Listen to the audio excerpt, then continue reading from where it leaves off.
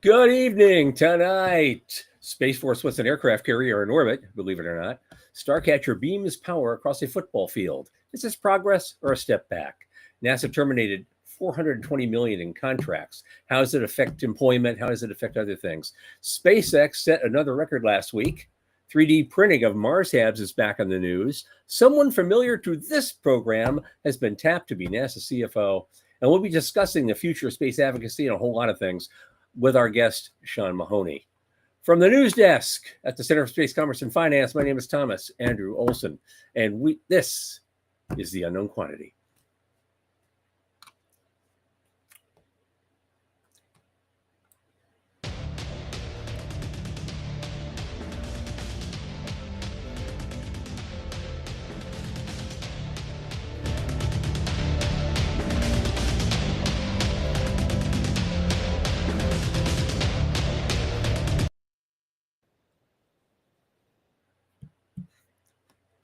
Okay, we are back. We had a rough day a couple of days ago. Michael and I got a case of the cross-country rhinovirus, and so we were just completely out of it 2 days ago. But we're getting it back. So as always, first thing I do is talk about the center. What is the Center for Space Commerce? Well, we champion and strengthen emerging space startups, space scalable, small and medium enterprises, and space adjacent enterprises worldwide. Through advisory, access, and advocacy across the funding spectrum, we fortify business plans and investor readiness for founding teams at varying levels of development. And one of our latest initiatives, of course, is our monthly space microgrants, where we award $1,000 to an aspiring startup. In fact, March is not over yet. If you want to apply for a microgrant, now's the time. We have we go to spacemicrofund.com, and if you want to apply, the form is right there. It's really, really easy to submit. We also, of course, encourage all our listeners and fans to help support microgrants. Near the bottom of that page, Space Microfund, or in the upper left corner of the screen you're looking at right now, is a link to our support portal where you get the option of either a one-time gift or a monthly subscription. I mean, think about this. $50 to $100 a month for 6 months is not a whole lot, but it helps out a lot of new firms get out of the garage. Joining me now is one of my podcast producers, entrepreneur, one of my oldest space friends, Michael Lane from Liftport. Michael, come on down. Hey, feeling better? Good. Yeah. Yeah. I just hope I lapse into a coughing fit in the middle of the interview, but yeah, I'm doing okay. And I want to say a big welcome to our new friends at Spotify. Yes, believe it or not, we are on Spotify. And so tell your friends and neighbors, tell your family, tell your mother-in-law, whatever it takes. Come on and watch us. It's we're having a fun time, and you should too. So, Michael, are you feeling better? I am feeling better. I think partly because I felt worse earlier today. I felt worse, I think, an hour ago. But I think it's the adrenaline of doing the show. Really? Keeps your sinuses clear, and it's amazing what adrenaline's a wonder drug. It's amazing what you can do with it in specific doses when you need it. It's just absolutely, so it's part of that old fight or flight mechanism, and it sure works. Yeah. Clears out. Our producer Sean's calling it the coast to coast virus because yep, I'm out here in Seattle, about as far as I can be from Tom down in Florida. And it was wild. Like, we were like, you need to do it. No, you need to do it. And like, not it. I can't do it. Yeah, it was. So Tuesday was kind of funny, but glad to be back. What we did was a cluster. It was a mess. Yeah. Special thanks that goes out to our producer Sean Key, because he actually put a show on for us, a repeat, like, we've only been at this for a little while, but a repeat from our second episode, Dr. Greg Autry. And at the same time, we're sick, not talking about the news. Autry is making news. So what do you want to say about that? Oh, okay. So I think, well, Audrey's an interesting guy. He's always been a player. He's always been a political kind of guy. I mean, he moved to Florida to take this professor job at the Mhm. University of Central Florida, and he was very happy in that, supposedly. But remember, 2017, he was part of the Trump transition team for Yep. NASA, and he actually served as CFO before. It was Mhm. only for a very brief period. He didn't get confirmed until like mid 2020, so he was only there like 6 months. He didn't really get to really have an impact. I don't know. That's why I want to get back on the show someday. I want to know what impact the chief financial officer actually has on what they do. Right. It never occurred to me to ask about that because I always think, well, I suppose all government agencies have a CFO of some kind. In hindsight, oh Uh, yeah, that makes sense. But no, he never actually took the role because the right, confirmation there was never a confirmation hearing. So I was actually a little surprised that they renominated him. I hope it goes through. Up here in Washington State, it's as blue as you can get, but there were quite a few local politicians that we brought in to say, "Hey, this guy deserves a nomination. He's solidly purple, yeah.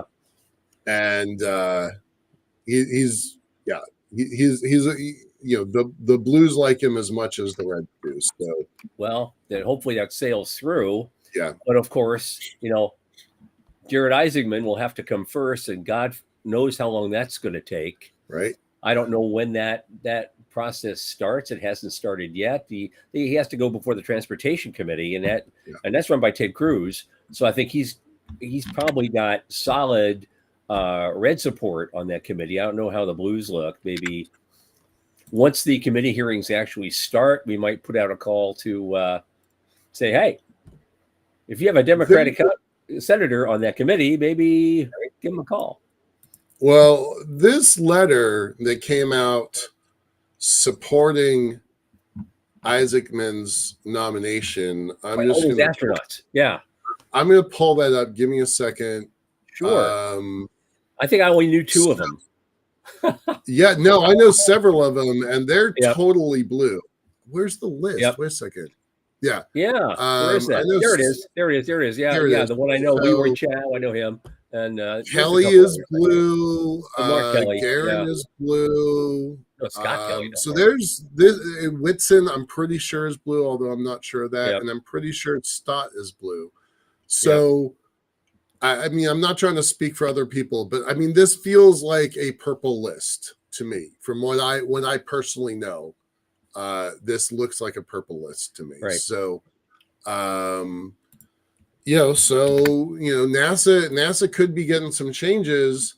I won't say all the changes are good because there's some things out there that are happening I don't like, but these two nominations, I not that my opinion necessarily matters, but my opinion is these two people should both be confirmed. Yep. Absolutely. Absolutely.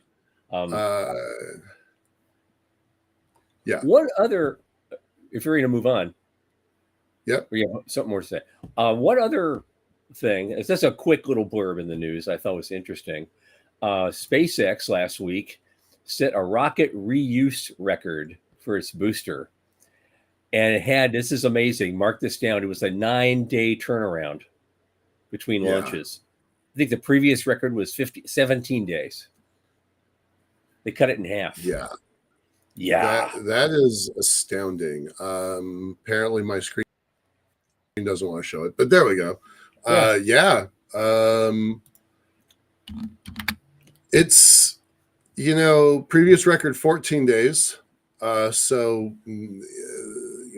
that's astounding to me. And as many naysayers as there were when he originally announced this, he's talking about 3 launches a day. Well, he's really close to that. He's at a launch about every 36 hours between the 3 locations. He's at a launch every about every 36 hours. Some variables in there. And now he's getting down to 9-day reuse down from 2 weeks. I mean, there was a time that no one in the world could reuse a rocket. Now we completely take it for granted. It's assumed that that's the only way rockets fly. Right. And now we're just counting down the days between reflights. Well, and the other thing, we live to see this. Yeah. We were in the fresh flush of youth when we did this, and now look at us. But we saw it. Was it at a Space Frontier Foundation conference, or maybe it was Access Space, where some yahoos, which I'm not going to name because it's probably a federal crime, walked in and dropped a rocket engine that was like this big, maybe 2 feet across. It was at the La Quinta Hotel in LA. Okay. There were only about 90 people at this whole conference, and they relit that engine. They lit it up. They like, want to see a rocket light off? Lit it off. All hell broke loose. And then he turned and he was like, want to see it again? And we're like, bullshit. And he did it. And that was instant relight. Moments later, no, didn't have to do anything with the rocket, didn't have to do anything with the engine, nothing with a nozzle, nothing with the fuel. He just turned it on, turned it off, turned it on again. So now that was in maybe that might be. It wasn't a Space Frontier conference. It wasn't a Space Access conference. They used to do those in Phoenix. So yeah, I was going to say that sounded a little bit like Tim Pickens or one of those guys. But Sean Mahoney, our guest in the background, he's not actually live to the audience. The audience can't see that, but Tom and I just got a note from him, and he totally nailed it in one. So you know your history, buddy. We're not going to bring that up because I'm not sure what was happening was legal, but it was pretty awesome to see that happening.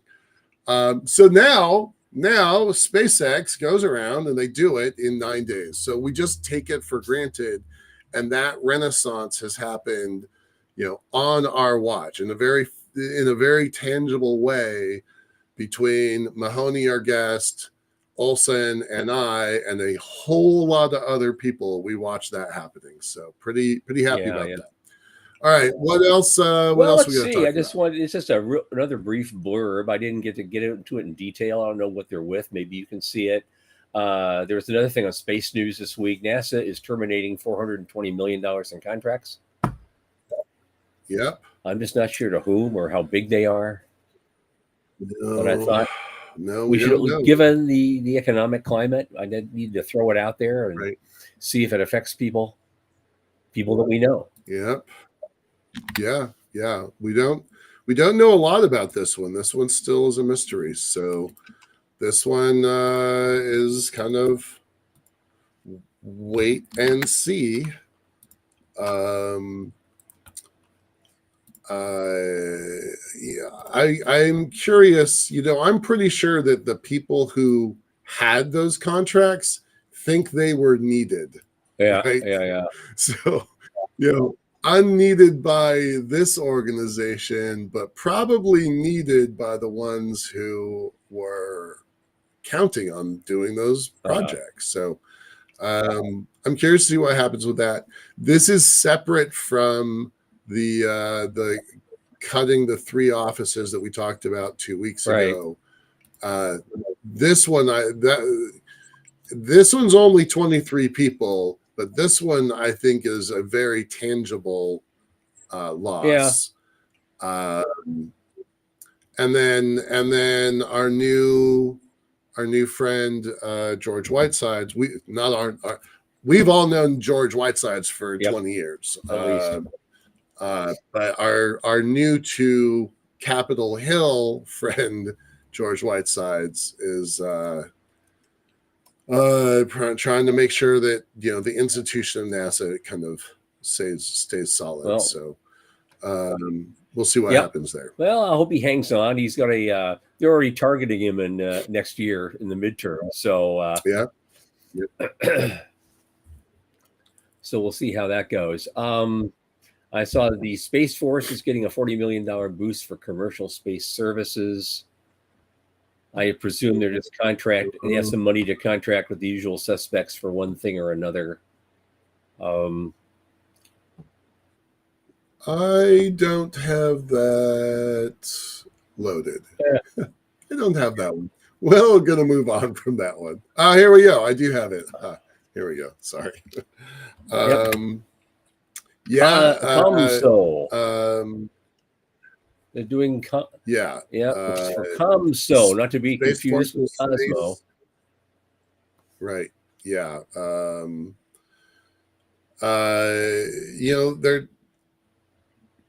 They're really making real efforts towards commercialization, and they talk about a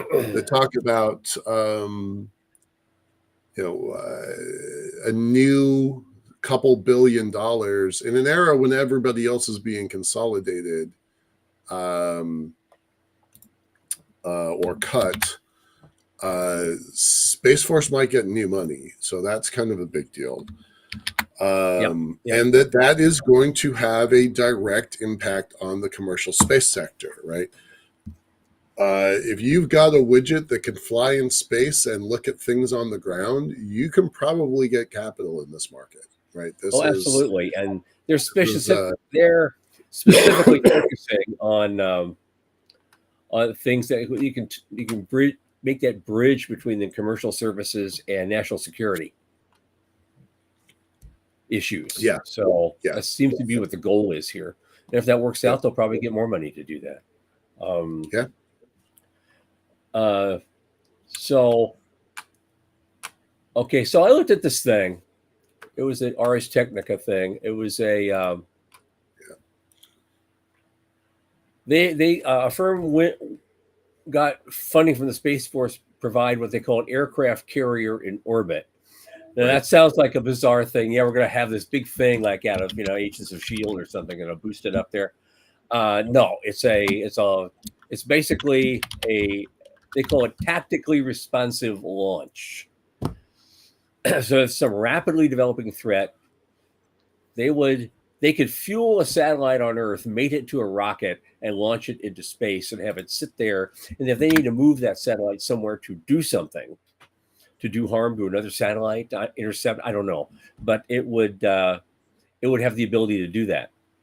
It would have an extra rocket with a bunch of fuel behind it, and could move the thing. So they've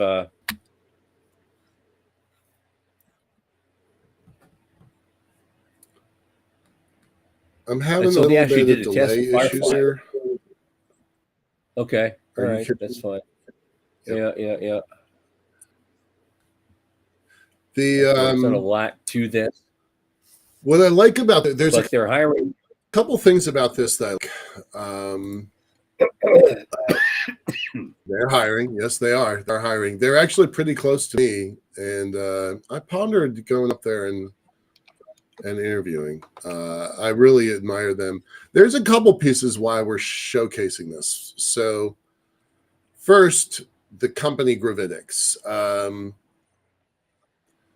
The people came through the Center for Space Commerce and Finance's business plan competitions, and they said John it was Goff really was helpful. The winner. So John Goff was the winner for his company he had then in 2011 with the sticky boom technology. And that got acquired by somebody else. Colin was not the winner in 2000. I think it was probably 17 or 18, and 18, I think, in Austin. He walked away a little disappointed, but was happy with the experience. And here they are they have raised something in the neighborhood of $300 million at this point. So, right. so that's a big deal, right? Kind of see good to see how that happens. I like Maybe to think we helped. I like to think we helped. Maybe our guest Mahoney wants to talk a little bit about that.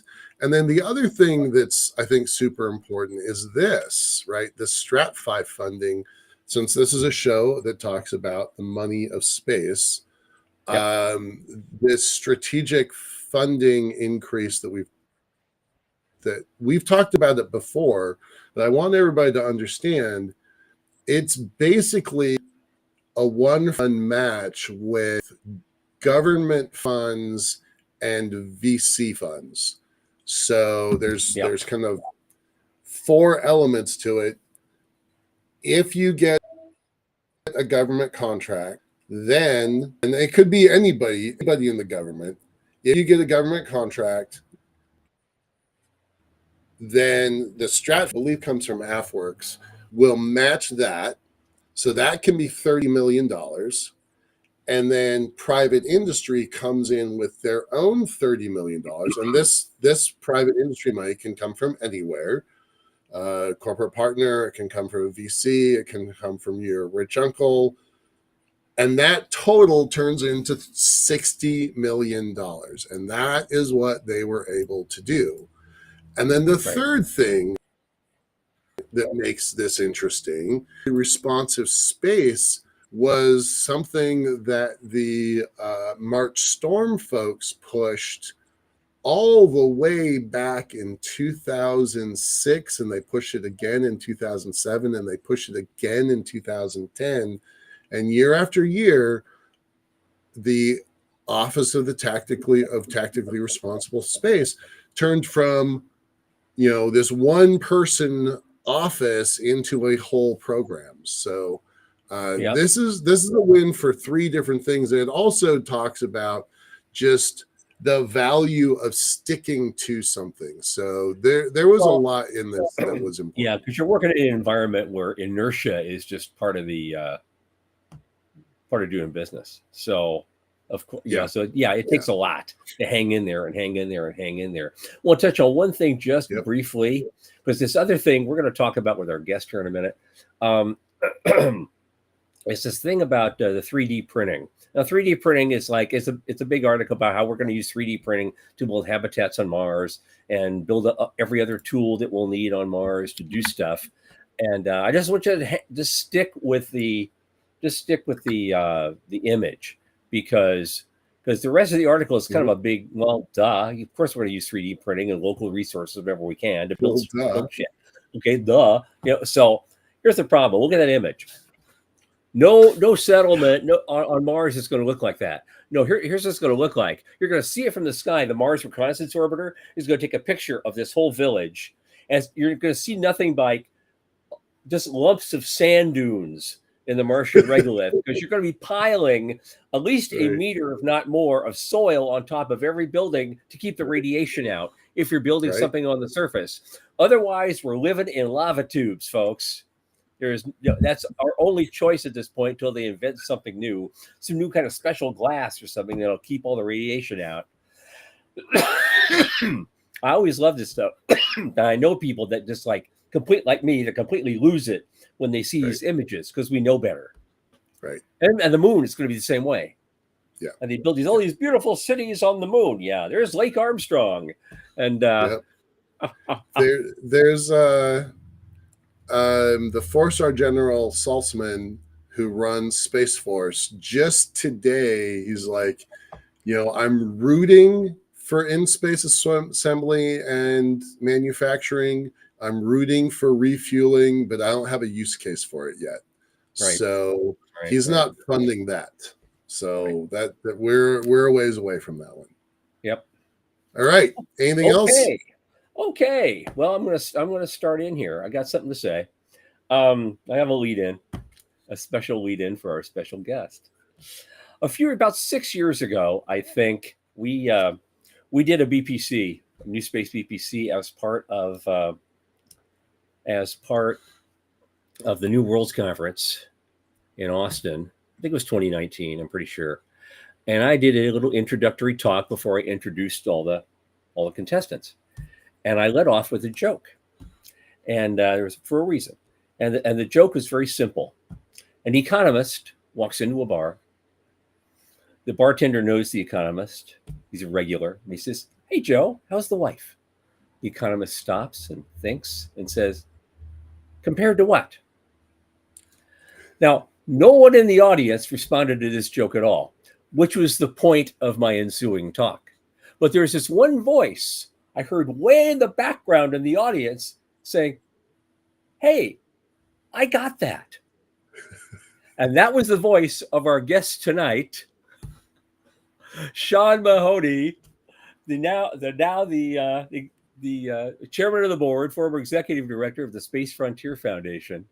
And he's been the CEO before of other companies, and he's been on corporate boards. He says all sorts of really interesting things in space advocacy. And hopefully we're going to talk a lot about the past, the present, and the future.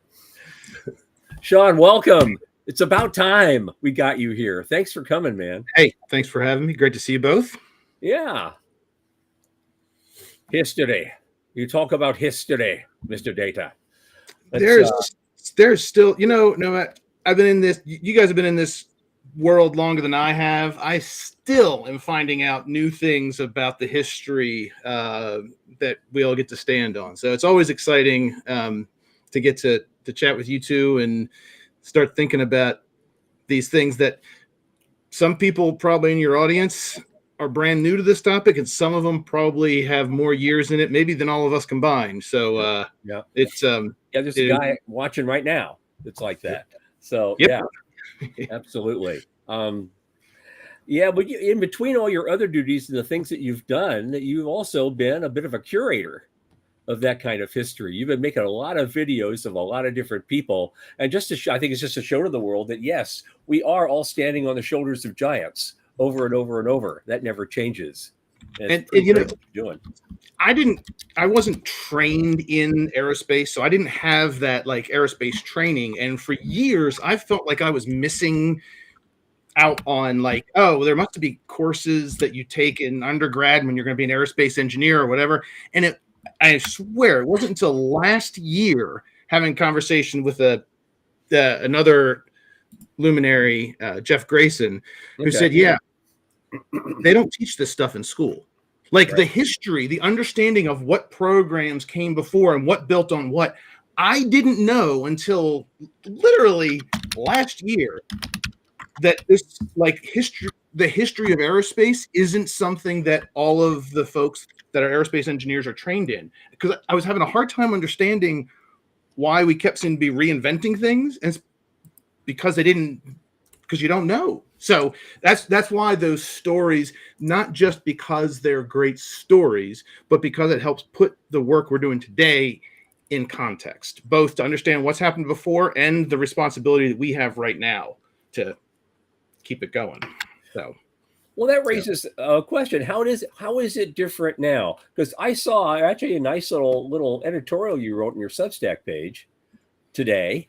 It was an open letter to the space enthusiasts talking about the things that need to happen if we can be better at being space enthusiasts and advocates. And I thought it was interesting. I liked it. And my question is, there were a lot of things in there that Michael and I and a whole bunch of other people have actually been talking about off and on in one form or another, in one platform or another for 25 years. Yep. So what's different now? What changes would you make?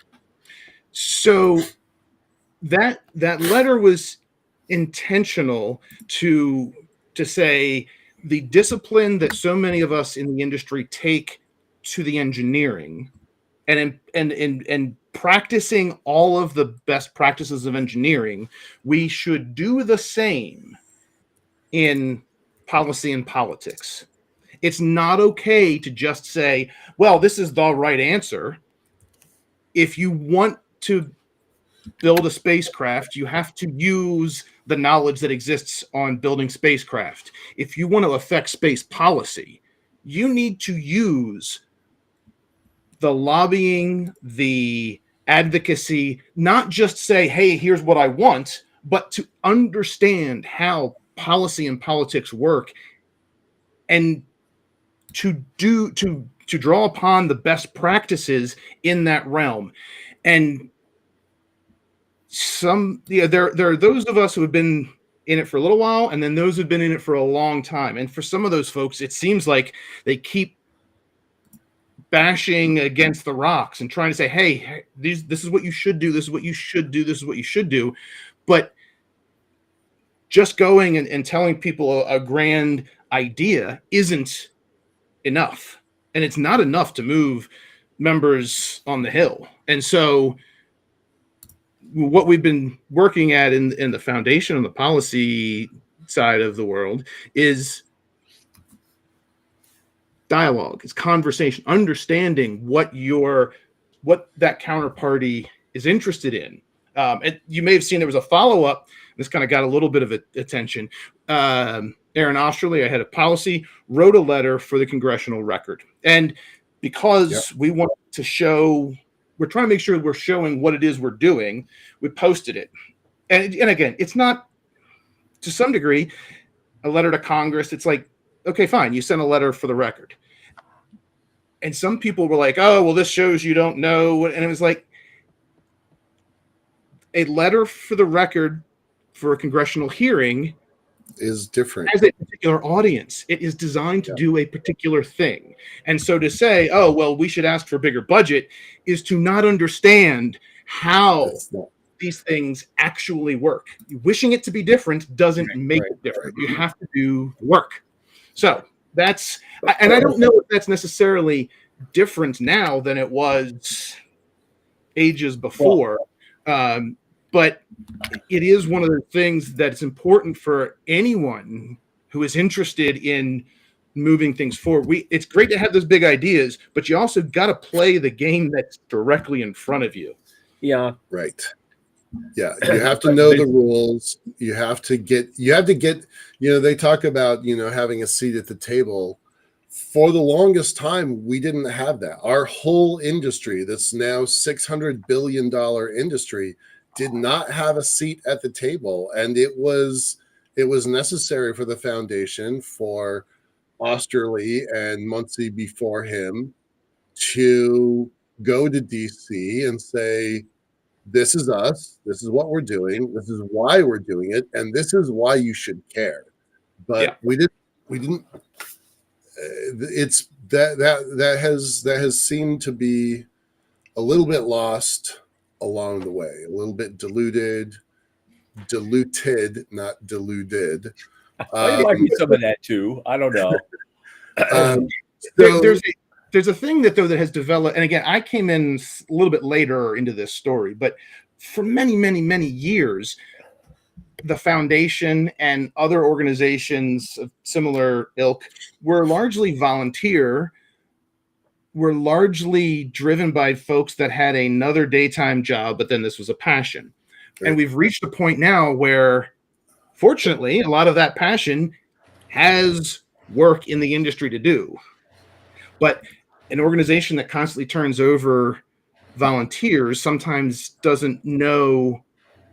It's hard to build on that institutional knowledge. So we've been very intentional. March Storm, which is kind of run by NSS and Space Frontier and an umbrella we call the Alliance for Space Development.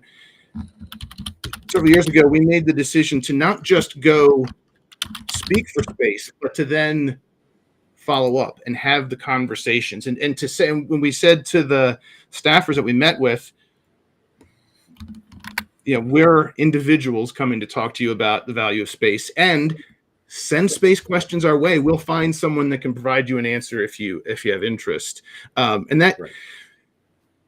that helped us have conversations so that people, and I'm not kidding you, like, we did get staffers asking us questions, and then we were able to build upon that. And so we've been able to. This is a program that has worked into legislation.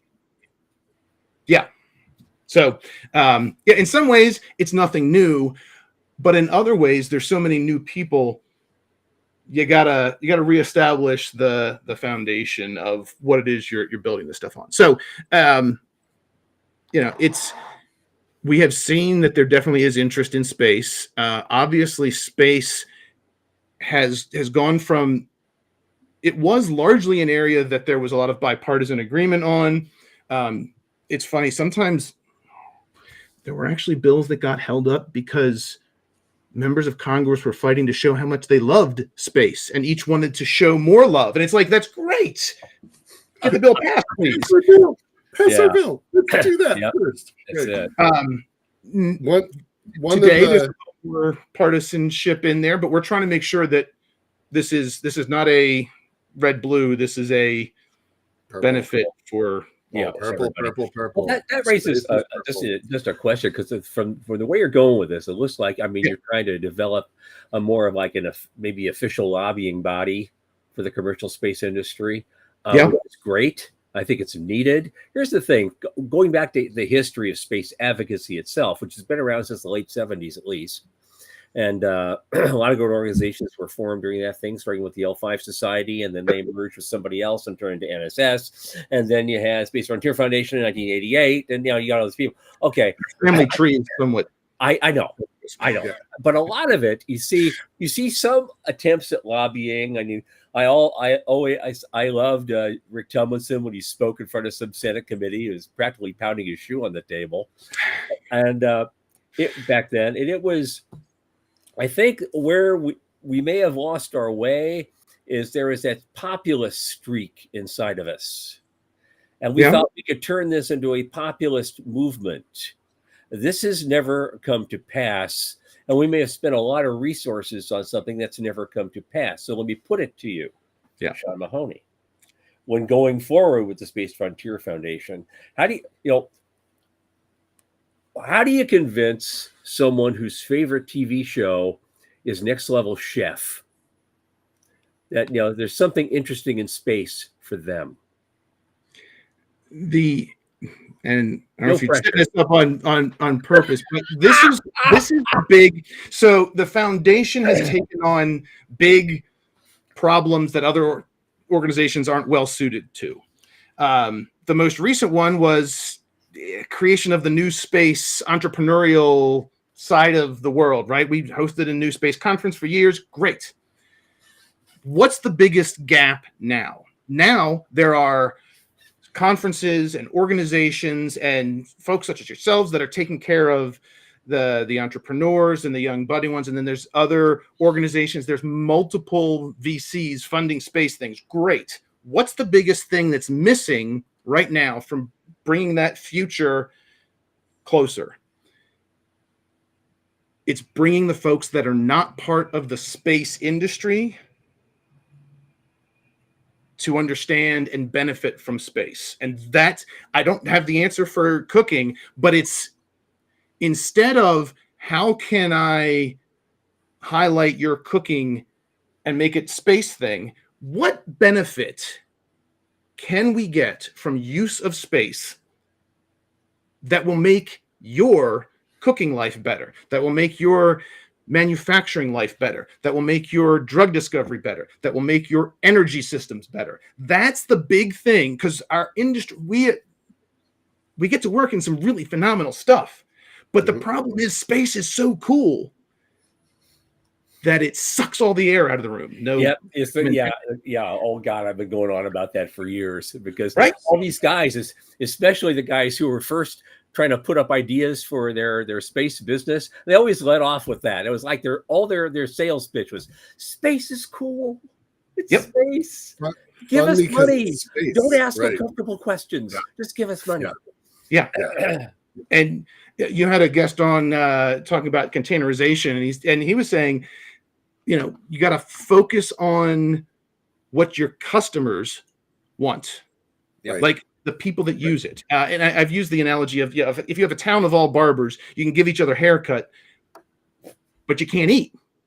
So we have got to be exporting. So, and this is where the thing that the foundation is trying to take on now is, how do we not just go proselytize, not go tell people how cool space is? How do we train ourselves and our missionaries to go and listen to to understand what is happening in these other industries, to be able to say, here's how space could be part of your business, and you can leverage this to gain some advantage, instead of come bring your thing in and make it space energy or space cooking or space bio.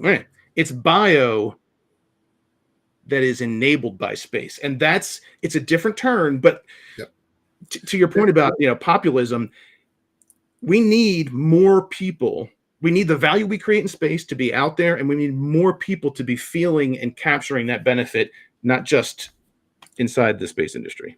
There was a time when I used to run a .com company, and you called it a .com company because there was nothing else like it ever in the history of humanity than these core companies. 1995, 1999, 2001. We don't have .com companies anymore. And why would you? Now you just have a company that has a digital element to it. You have your website, you have your communications, you have your order processing, but you still have a company. We're moving into a world where you don't have a space company, you have a company that deals with space, right? Our guest, Joe Purnell, a few days ago, about 2-3 weeks ago, he calls himself a data company. Oh yeah, by the way, we're getting our data from space, but we're a data company, right? And that's a breakthrough in thinking that I think is recent. I think it's recent that we're doing that. Yeah. And it's not unique to space.com. Like there are these things where if you look at the hypes, the Gartner hype cycle, right? It's the hype people jump on, and everyone wanted to be,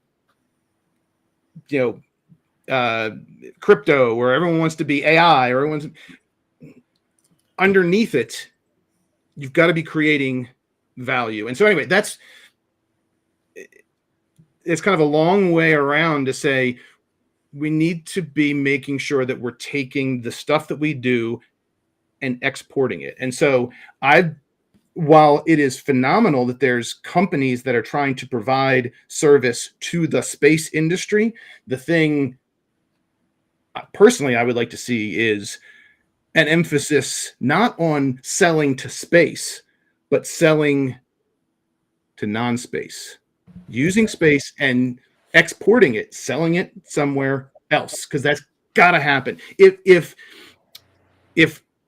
data centers remained the domain of the pocket protecting geeks, we wouldn't be having the internet, right? If it was kept strictly within the geek circle, and same thing for space. Well, we all know Michael Mahoney, Michael Mealing. Wow, I did all that wrong. We all know Michael Mealing from Starbridge.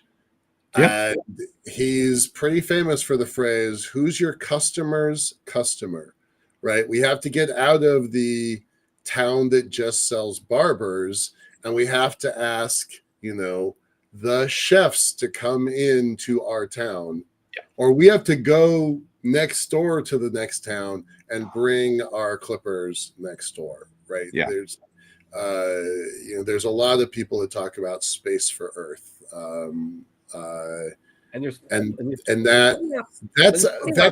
That's a newish idea that's caught on. We've been talking about it for 25 years, space for Earth. That idea has been around in a lot of different convoluted mission statements, but it's only recently that it's actually become like almost a norm within the industry. Like we are all appreciating that, but it's got to be beyond the barbers convention. It's got. Oh, hey, Joe's here. I was just talking about you. I hope you heard that. Hey, Joe. Well, I wanted to add to that was like I did a presentation way back in 2008 at the NSS conference, and I had a slide at the end that showed all these industries on each side and spaces in the middle with arrows pointing forward and back into it. And my point was that space does have something to offer every other industry, and every other industry has something to offer space. Yeah. That was kind of a wild conjecture at the time. Yeah. But now we're seeing the reality of it, and Yep. we need to be pitching that a lot more in an advocacy sort of way. And there's a lot of people outside of the industry that still think we're in the 60s, where things have to be invented for space that then will trickle down to us. And we know that we're borrowing things from other industries to do more in space, but most people don't know that because space is so cool. So it's a blessing and a curse. Yeah. We've long promoted the idea of space scalable companies. It's a company that has their primary market is terrestrial, new technology, new capabilities. It could be anything from nanotech, agriculture, but it's a specific kind of thing that can be scaled for space use when the demand gets there. Yeah. Yeah. And so bio and nanotech are two of my favorite toys for that. And we've had some winners of our competitions that were from that area. Yeah. Before. Yeah. Well, speaking of kind of the future, where do we go from here? I've talked a lot about this grand architecture where we master rocketry, and today we're now reusing rockets every 9 days. So yay, we've mastered rocketry at some level. Master satellites. We're launching more satellites a quarter than existed when I got into this industry. Right, every quarter we go up. Right. Yep. So at some level, this grand architecture, we've done the first two hard parts. I think space stations is next, and really kind of commercializing LEO and GEO. And then we move out to the moon and Mars. So within that context, what do the next 5 years look like? I'm not looking for 55 years. I want something actionable in the next 5. So, and then where's the foundation? Where's the Space Frontier Foundation in that? So our supply of space has increased dramatically. And by that supply of space, I mean companies and the price, the supply of space stuff. Right. You can now come up with an idea and not only spec out a satellite, but then also figure out launch. You've got multiple vendors. Like, our supply is fine. The demand still needs to come. And so this has been, if we harken back to the big question of, and I'll talk economics just to give a throwback here to your joke that let us off, is the demand for space elastic? If we cut the price, is there more use of it? Yeah. The biggest user so far has been one of the suppliers. Right. SpaceX launching Starlink is using their supply of space. And so while that is a phenomenal demonstration, it's not enough. So we need more applications that are going to be using the supply that we have.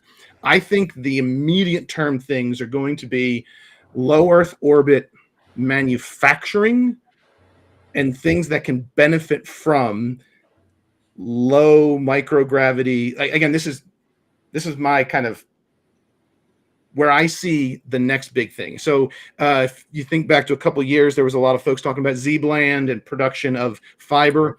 The fact of the matter is, there is interest in use of space, but the pace that our traditional space program runs at is completely out of whack with what any sort of for-profit organization. If you say, hey, I've got a factory around the corner that can produce the most phenomenal things, it's going to cost a lot. I can't tell you how much. It's just going to be more. It's going to take 2 or 3 years, and then it's going to be a few more years after that. and then I might just change my mind and decide to not do it for you anymore, you would say, forget it. There's too much risk in that. Right. When you have space stations or access or things like that that are not tied to the government programs, when there's a commercial basis for it, now you've got something you can count on. If you wanted to, I'm pretty sure you can call up a number of different launch companies and said, I want to launch every quarter. I just want to I don't know what I'm going to launch. I'm just going to launch every quarter, and I'm going to keep putting up experiments, and I'm going to know if I put something on, I can get my results back, and I can iterate, and I can then launch it again.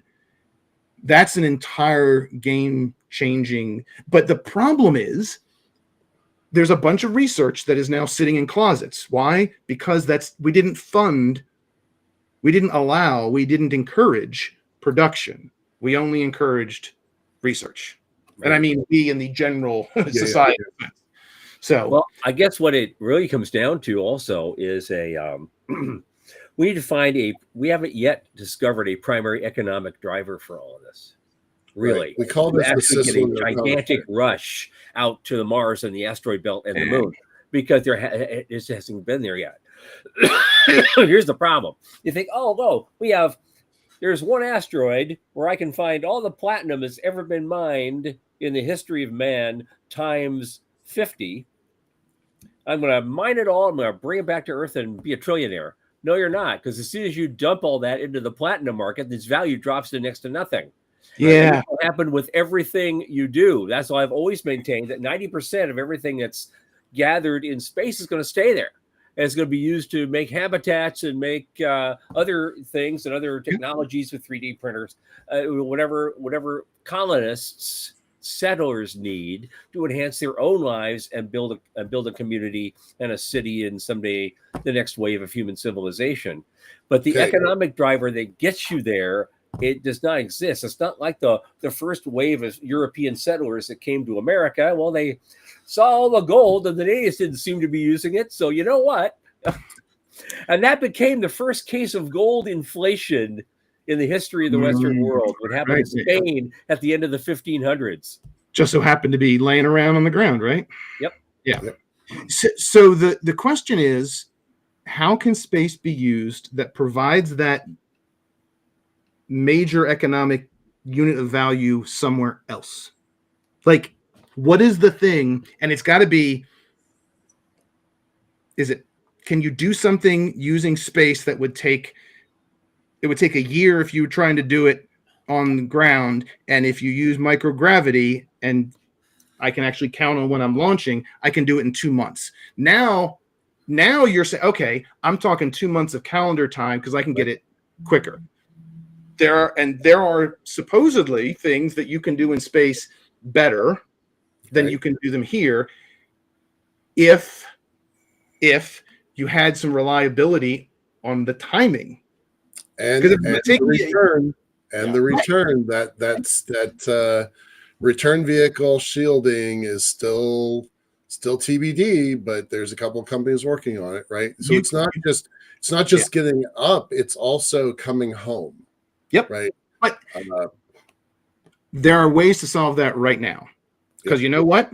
Some astronauts just came back.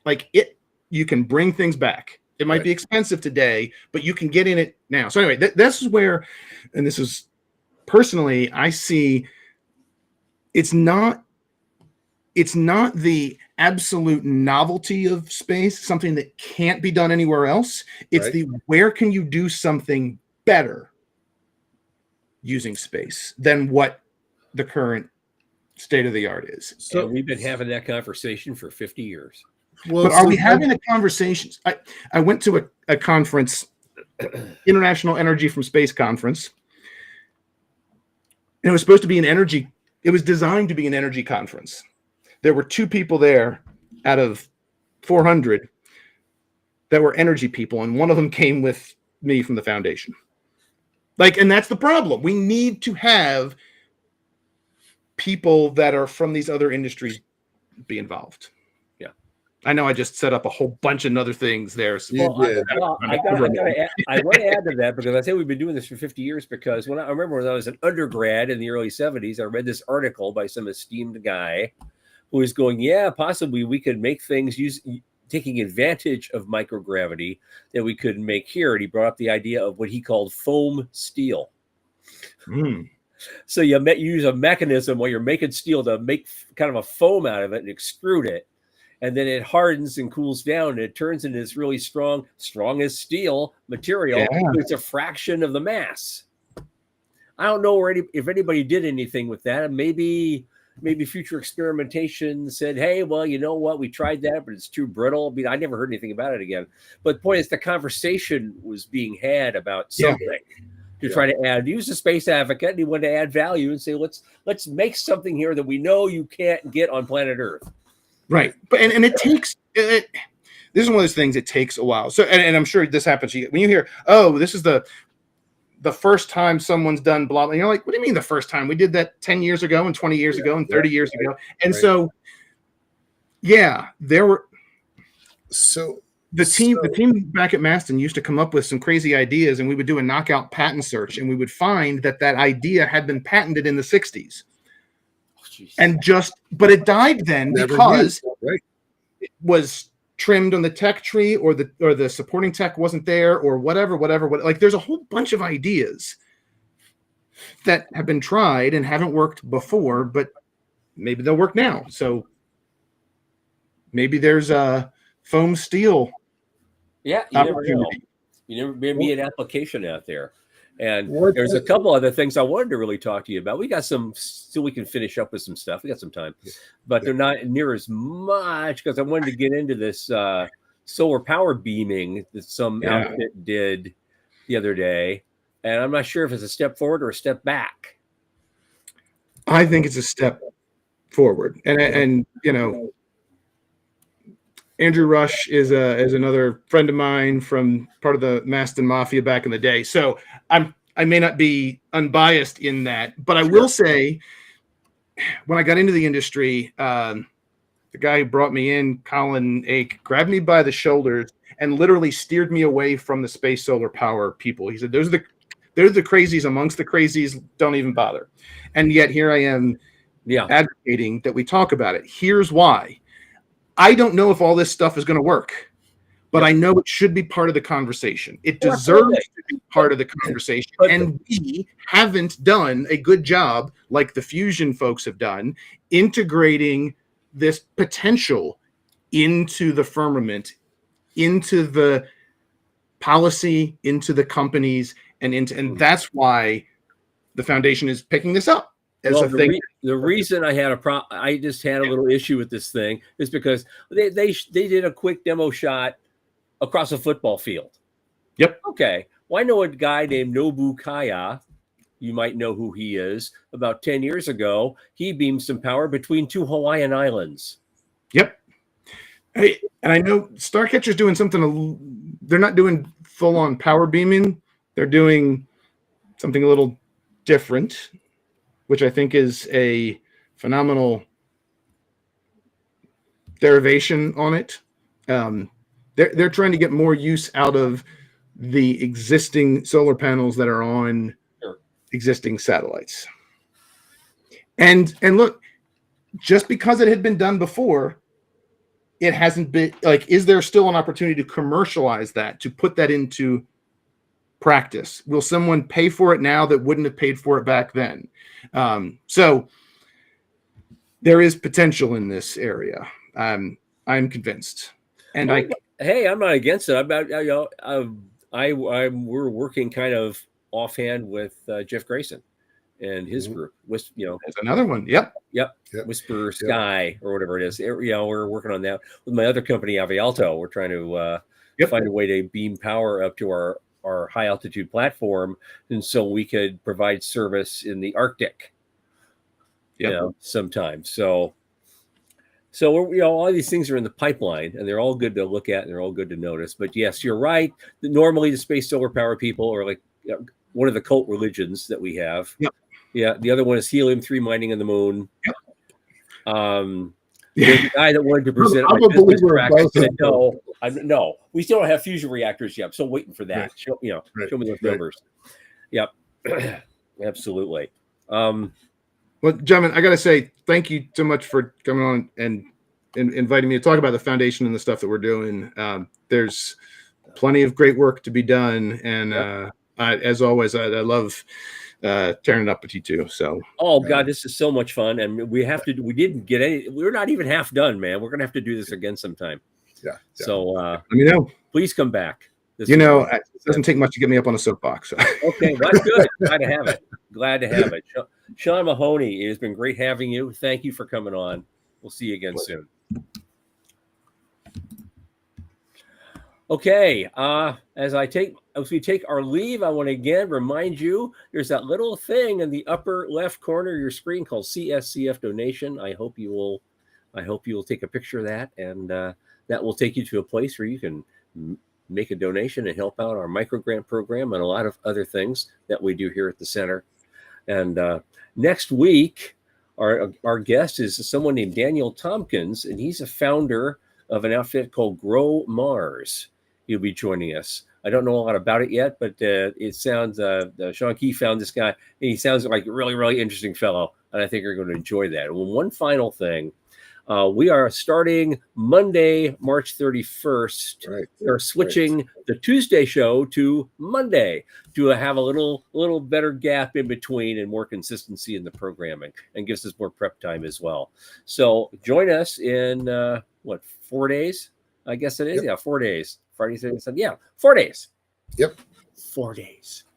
We will be back with Daniel Tompkins and Michael and Sean Key, and we'll all be healthier. And so, from the news desk at the Center for Space Commerce and Finance, I am Thomas Andrew Olson. Keep watching the skies. It's up there.